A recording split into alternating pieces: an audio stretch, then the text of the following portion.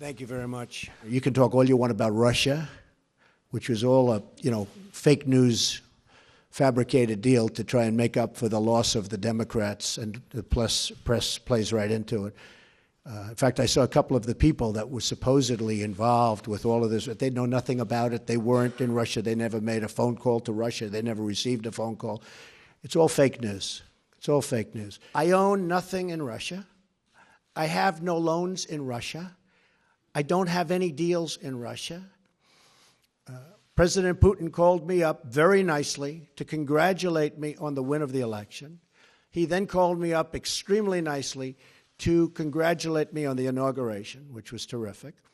But so did many other leaders, almost all other leaders from almost all other countries. So that's the extent. Russia is fake news. This is fake news put out by the media. I have nothing to do with Russia. I told you, I have no deals there. I have no anything. Now, when WikiLeaks, which I had nothing to do with, comes out and happens to give, they're not giving classified information. They're giving stuff, what was said in an office about Hillary cheating on the debates, which, by the way, nobody mentions. I love to negotiate things. I do it really well and all that stuff. But it's possible I won't be able to get along with Putin. Maybe it is. But I want to just tell you, the false reporting by the media, by you people, the false, horrible, fake reporting, makes it much harder to make a deal with Russia. There was a ballistic missile test that many interpret as a violation of an agreement between the two countries, and a Russian plane buzzed a U.S. destroyer. Not good. I listened to you during the campaign. Excuse me. When did it happen?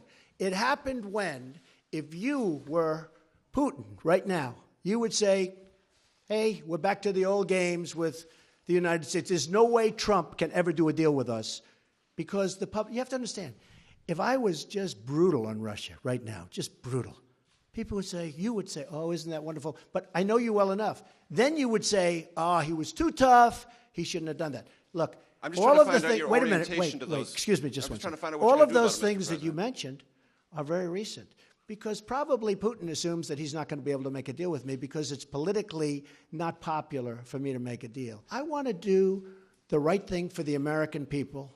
And to be honest, secondarily, I want to do the right thing for the world. They're a very powerful nuclear country, and so are we. If we have a good relationship with Russia, believe me, that's a good thing, not a bad thing. Does anybody really think that Hillary Clinton would be tougher on Russia than Donald Trump? Does anybody in this room really believe that? And I don't have to tell you what I'm going to do with Iran. You know why? Because they shouldn't know. And eventually you guys are going to get tired of asking that question. So when you ask me, what am I going to do with the ship, the Russian ship as an example, I'm not going to tell you. So you're not aware of any context during the course of the election? How many times do I have to answer this question? Can you just say Russia yes or no is on a it? ruse. Yeah, I know you have to get up and ask a question, so important. Russia is a ruse. I have nothing to do with Russia. Haven't made a phone call to Russia in years. Don't speak to people from Russia. Not that I wouldn't. I just have nobody to speak to. I have nothing to do with Russia. To the best of my knowledge, no person that I deal with does.